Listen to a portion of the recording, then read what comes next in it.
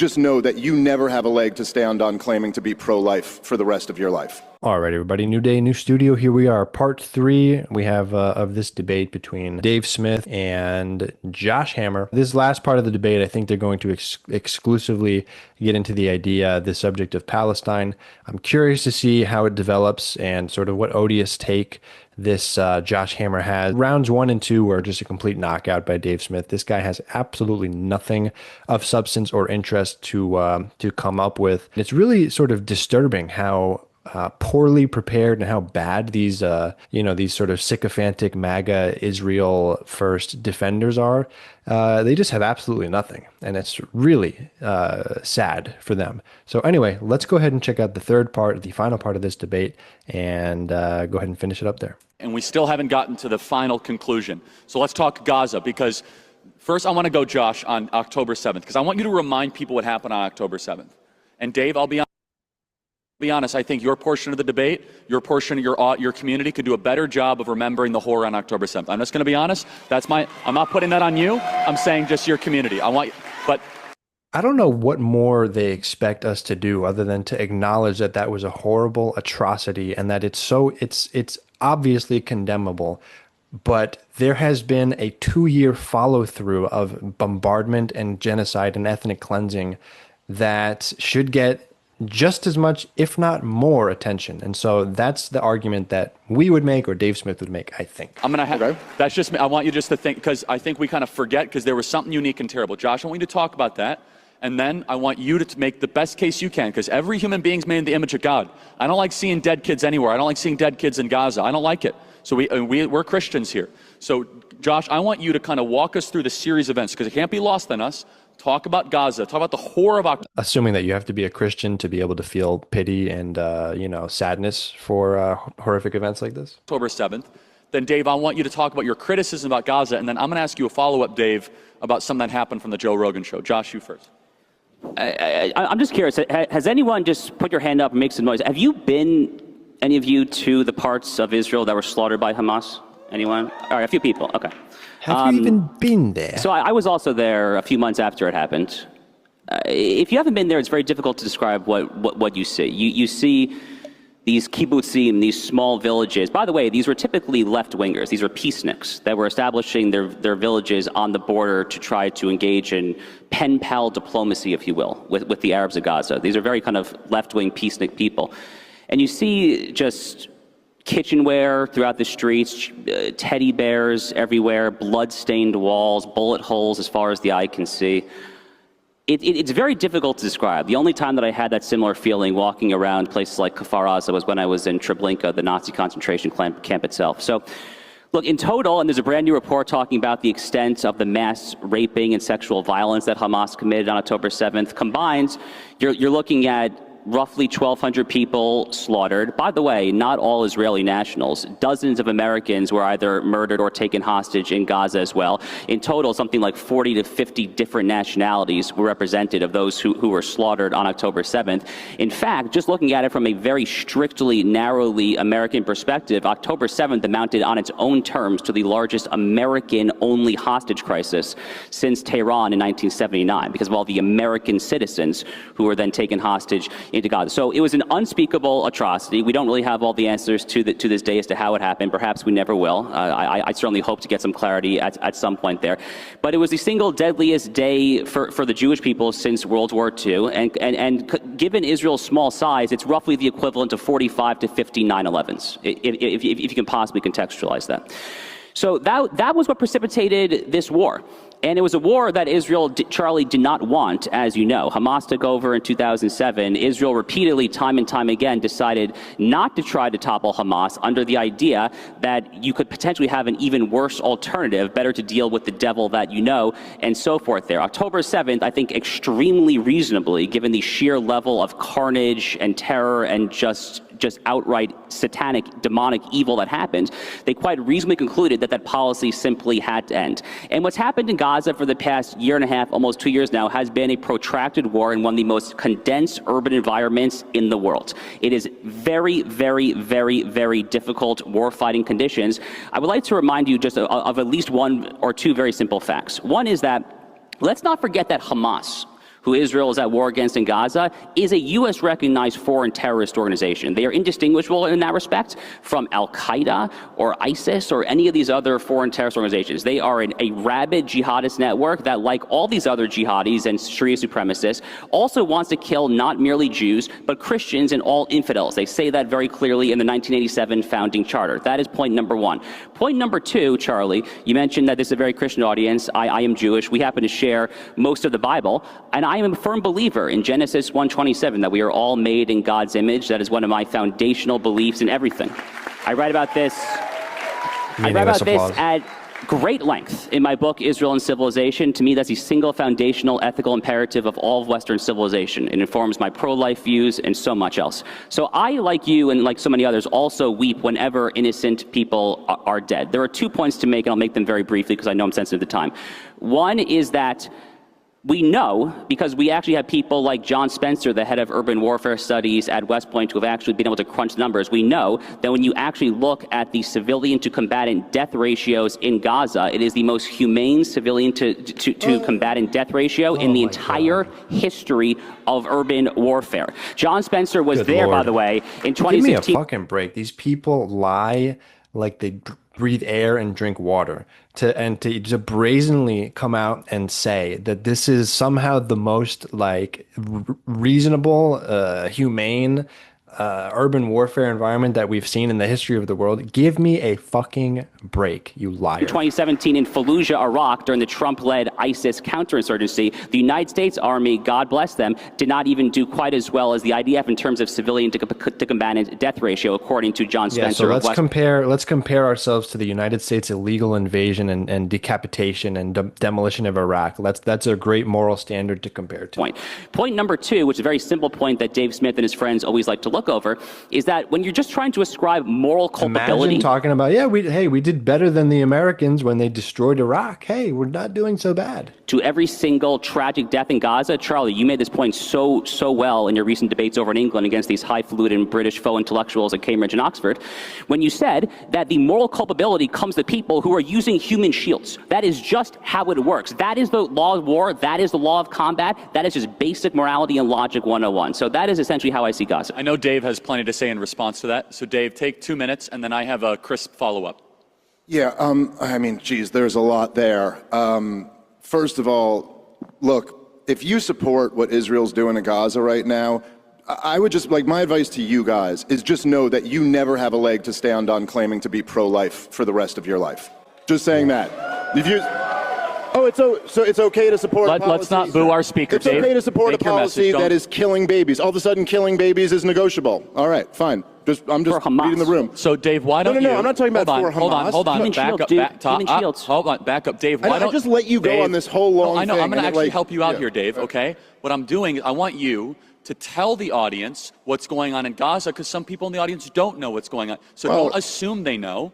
And let's not get back. Okay. Well, I did assume that most people know that lots of babies are being killed in Gaza, but maybe I shouldn't have assumed that. Don't be sarcastic about it, Dave. Instead, I mean this. No, I meant that literally. I did assume that. Information loop where they're on social media all the time. Okay, so walk through numbers. Walk through what animates you to say something like that. Well, okay. Well, let me respond to a few of the things that Josh claimed. I mean, if you want to go, there was just a major report a couple weeks ago in Haaretz, the Israeli newspaper, where they had a bunch of IDF soldiers. They actually had one who went on record who was saying that they were ordered to shoot at crowds of people who were going into all right, what a libel left-wing filth, by the way. Josh, I let you talk. Let's please let Dave make his case. Well, is the IDF soldier who went on the record also filth? Probably. Okay. All right, there you go. So you're, whatever. That's when you'll criticize the IDF. Look, Josh is just lying when he says that Israel supported Hamas for all those years because they feared there might be a worse alternative. It's just not true. And this has been so widely reported. You don't have to rely on Haaretz. You can rely on all types of reporting, or you can just look at all of the leaders in their own words, what they said. They chose Netanyahu, and this was very controversial in Israel. There were lots of critics of this. Netanyahu thought he had this brilliant idea, which is that he would prop up Hamas and keep them in power. His exact quote was, "We can control the height of the flame, So he was like, we'll keep these terrorists in power, and that way we can tell the entire international community that, look, we have no partner for peace. We have no one to deal with here. And that way we never have to negotiate with the Palestinians. This was the game that he played, and it blew up in his face and really blew up in the Israeli people's face on October 7th. And I've never downplayed October 7th. I don't know. I know, but I'm just making the point that I never have. Thank you for that, because what happened there is totally evil. You don't have to downplay any of that. And in fact, I've criticized many other critics of Israel who have downplayed that. It was a horrible day. Awful, atrocious acts were committed by Hamas terrorists. But at the same time, Benjamin Netanyahu was propping those guys up. In fact, according to the Israeli former defense secretary, he sent the head of the Mossad to Qatar to, quote, beg them to continue shipping the money in. Meanwhile, they had a blockade around Gaza. They wouldn't let sugar, they wouldn't let potatoes in, because they claim that's dual use. That could be used to build rockets. So the kids can't get, food. Yet hundreds of millions of dollars in cash directly to Hamas. I guess money doesn't have a dual use. So, the whole mission of this, what you can't even really call a war, because it's not a war, it's the destruction of a captive people. Gaza's been occupied since 1967 by the Israelis. And they're now just slaughtering the people there that's a fact. And it's under the supposed goal that they want to eliminate Hamas and they want to retrieve the hostages. And yet, Hamas is not being eliminated. The Israeli government is claiming that they've killed 20,000 of their fighters, and yet there's still as many as there were at the beginning. So Dave, let me ask you the follow-up that I wish. And Hamas is never, it's always going to be the line. So think about that. If the mission is we are going to continue going until Hamas is eliminated, by what metric? They won't release the official numbers. We don't know how many they existed. We don't know how many they've killed. We don't know the ratio officially of civilians to Hamas fighters, because they won't release that information, and how many people are still buried under rubble. And there's so much we don't know. And they're going to continue with this line of, we will continue until every Hamas is eliminated. You are never, ever going to accomplish that goal. And that's because the entire purpose of it is to continue propping up Netanyahu's current government, Netanyahu himself, because as soon as the war ends, he is out, he's done, he's over. And it's probably the last stint he'll ever have as Mr. Security of, the Prime Minister of Israel, because he failed so miserably to protect his people and keep them safe on October 7th. So again, it's all just a complete disastrous ruse to perpetuate their own power and their own disastrous regime. And the people of Gaza are getting caught in the middle of it. That I had an answer. And the Israelis. To when you were on the Joe Rogan show, but that thing descended into a mess, right? It was madness. So I'm going to try to do it here. This was the best point that I think that for whatever reason it wasn't answered. How then should Israel have responded to October 7th? Be specific. I know you might say, well, don't kill kids, but hold on. How would you say you would be okay for Israel to respond? Because it would be a defensive war at that time. 1,300 of their own kids and women were killed and raped. So please just answer, how then would you be okay with Israel responding to October 7th? A bit of an exaggeration. Yeah, well, I certainly, look, I'm not saying that Israel was going to respond with zero violence from after October 7th. But I think the important thing to remember here is that, first of all, for the entire history of Israel's existence, they've been dealing with this terrorism problem. Now, I would argue that the Palestinians have been dealing with the terrorism problem from Israel as well, but and they've never, until Netanyahu, they never treated it as a problem for the regular old military. It was always targeted assassinations and special ops, and look, the truth is, this is the fact, right? When you have been occupying a group of people since 1967, Israel has completely controlled Gaza. They withdrew 20 years ago. Yes, okay, and if you want to go back and look at this, you can read Sharon's top advisor, in his own words, said the disengagement was to put the... We're running out of time. I know, but Dave, okay, all right. I won't be able to go through all of this, but it's not true. Israel continued to occupy the whole time. And when people broke out... They literally dug out their own second. cemeteries. No, keep going, Dave. Okay, so when people break out of Gaza and just start just slaughtering civilians in Israel, yes, it was a horrible day and the world feels for those civilians, but at the same time, you have to know if you're Israel that the way that you respond to this is going to be how you're characterized in the international community. And so you would at least make some effort to not kill so many civilians. You can't, dude, Smotrich, the finance minister, was bragging for 3 months that not 1 ounce of grain would get into Gaza. Well, Hamas has all the food. They're firing rockets from Hamas has all the, schools. dude, you interrupt every 2 seconds, dude. Please, let him. Hamas has all the food they need. This is a war on the civilian population. And then, as is reported, admitted by IDF, by the way, this is admitted by the Israeli government. You can say whatever you want about Haaretz. They denied that they gave the orders, but they admitted that it was the IDF who was shooting at those people. Then after you deny the civilians food for 3 months, then you start shooting at the people who are desperately trying to get some food for them and their kids. So no, listen, I'm sorry, and I guess I am partly rejecting the premise of your question, but well, let me just say it like this, Charlie. If you're pro-life, and you say Such a stupid argument. You should not buy this for a second. Let Dave finish his sentence. Shut up, bro. How else are you going to define pro-life? How else are you going to define it? You have to address it in every context, bozo. It's not Hamas it's is a the party stupid not argument. pro-life here. It's a Please. stupid argument. You haven't Dave. heard the argument. What's the argument that's stupid? Dave, You're not pro-life if guys. No, what's the argument? It's Hamas that is not What's pro-life. the argument? Hamas You like just to called kill stupid. people. Dave, What's the argument? this is what. Hold on 1 second, Charlie. I know people don't What's like the seeing argument that that you? it's not enjoyable to watch, What's okay? the argument that you called Why stupid? don't you finish it, Josh, Because he let him doesn't even finish. know what it is. He interrupted me before I even said it. Okay, here's the argument. If you're pro-life, it's not incumbent on you to have a plan for what the mother ought to do with the baby. Like, you don't have to have a plan for daycare and college funds and all that. You just say, hey, I think this option should be off the table. I don't think you have the right to murder the baby while it's inside of you. Likewise, I'm not saying I have to have the perfect plan. If we had more time, I could expound on what I think they should have done. But how about don't deny 1 ounce of grain for 3 months and then shoot at the poor people who are trying to get food? Josh, how respond. about you take that option off the table? Is that argument stupid, Josh? Dave. Okay, Josh. the party in Gaza that is not pro-life is Hamas. Agreed. Hamas is the jihadist, U.S.-recognized foreign terrorist organization that in their founding charter, by the way, they were founded simply as the Palestinian Arab offshoot of the Muslim Brotherhood. We all agree Hamas is bad. It's amazing how every single one of them, the only argument they have is Hamas. It's literally a one-word argument, and they can't address any other aspect of this very complex situation. I sit here while he interrupts me every time I speak and never interrupts him. But Dave, respectfully, you are criticizing him for interrupting, so don't do that. So just let's have an uninterrupted narrative. Just thank you. Okay.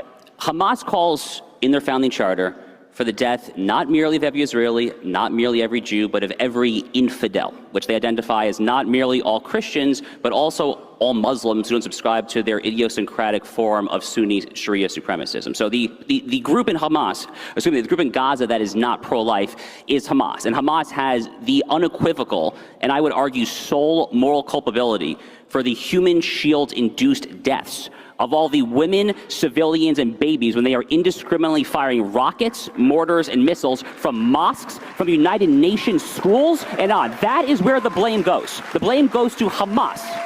Once upon a time, anyone with any decent functioning moral compass or any knowledge of international law 101 would have been able to tell you that. So that is where this goes. But again, it's just you pivot the to gall to mention the words international law with regards to that side. Blaming Hamas, and they're the ones who aren't pro-life, as if I was making the claim that Hamas is pro-life. I'm criticizing Benjamin Netanyahu for funding and propping up this horrific terrorist organization. So how are you in one breath going to talk about how terrible they are and then completely remove culpability from the guy who kept Dave, them in power intentionally? I am curious. Got it. I'm curious. I got to interrupt.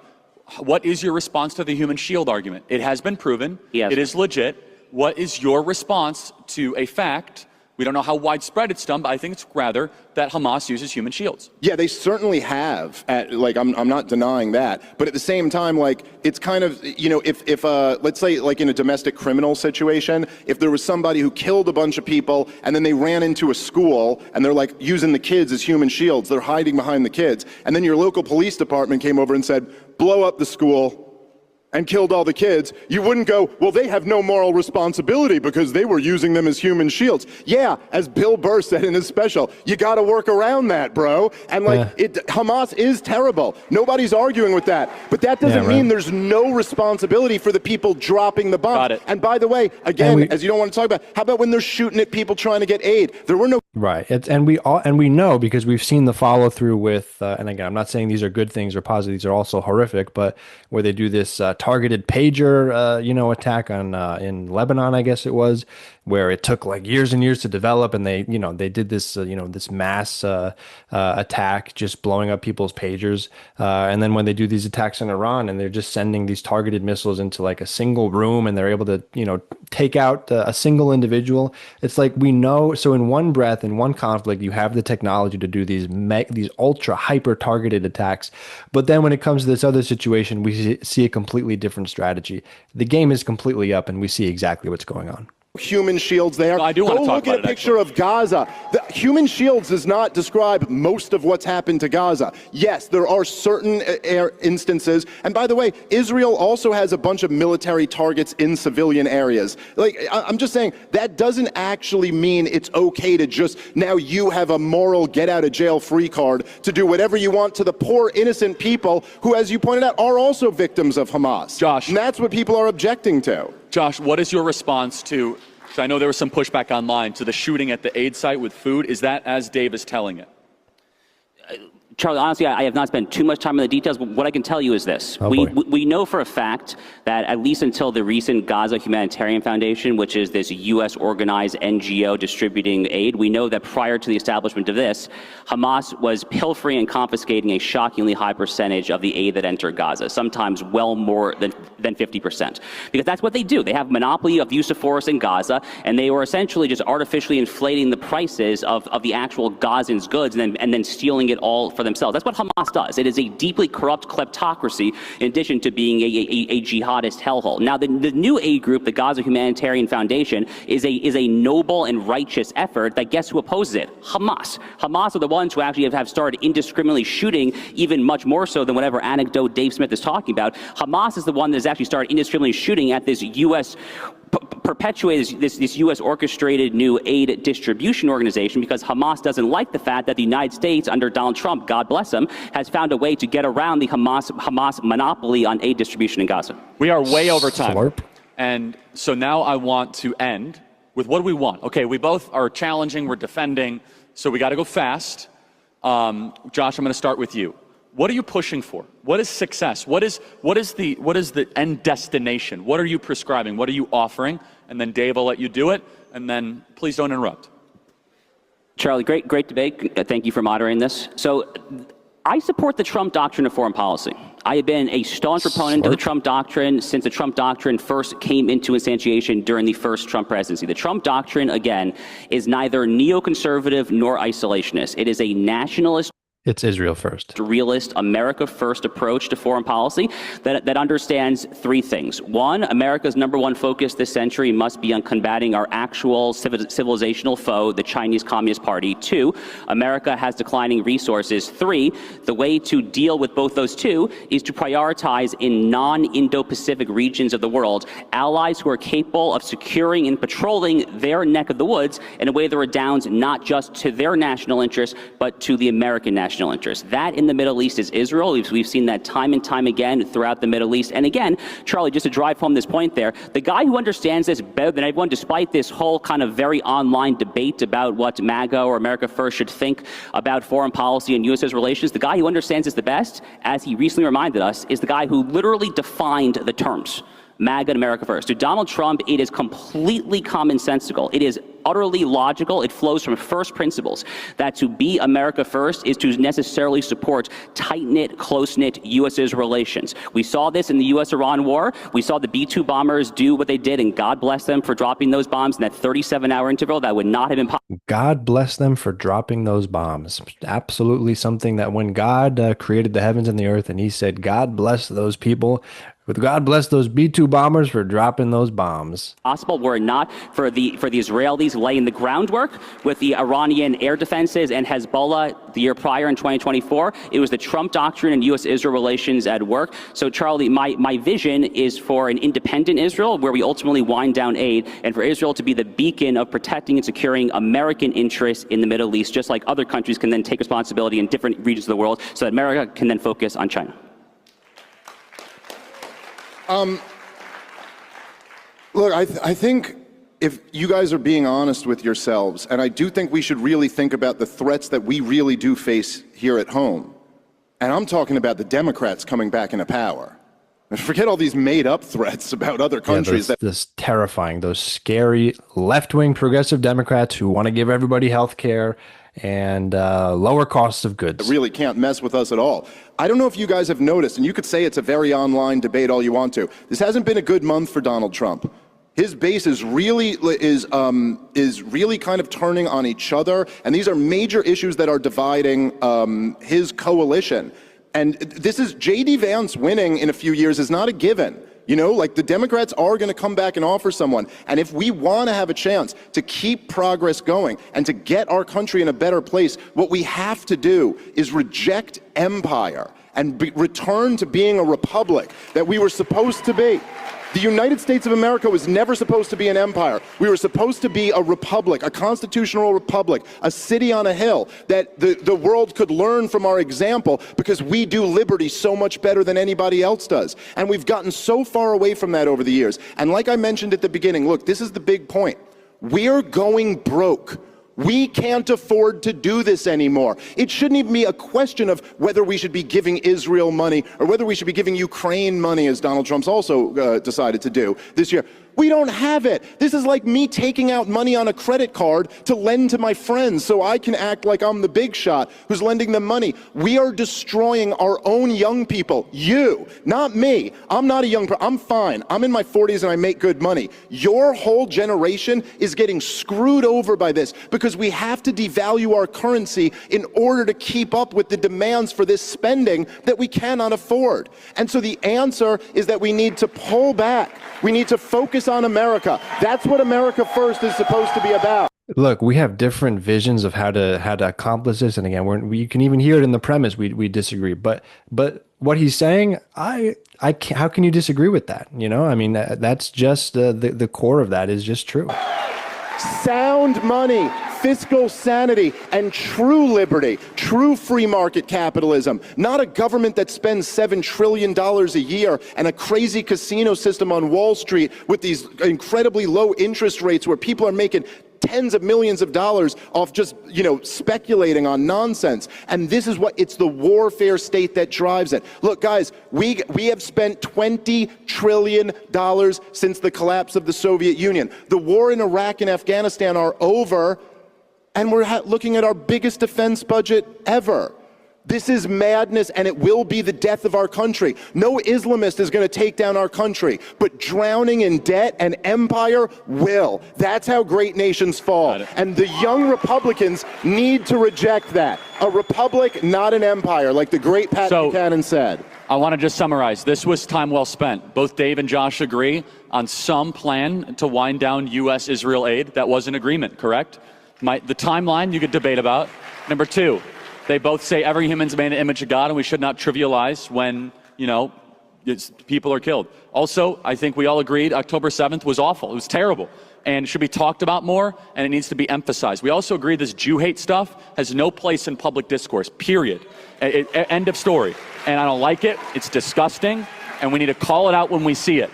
And finally, I think the fifth is that I hope we demonstrated, and both our participants got a little lively at times, that this is a debate worth having, that it's better to have this out in the open than silence people and censor them and call them names. Instead, this is how we solve our problems. Give it up for Josh and Dave one last time, everybody. Thank you. All right. Excellent. I mean, yeah, very interesting debate. We got to the end of it there. Of course, some points of agreement, some contention, at the end of the day. Let me know your thoughts in the comments. Drop a like, subscribe, and hope to see you guys here in the next breakdown.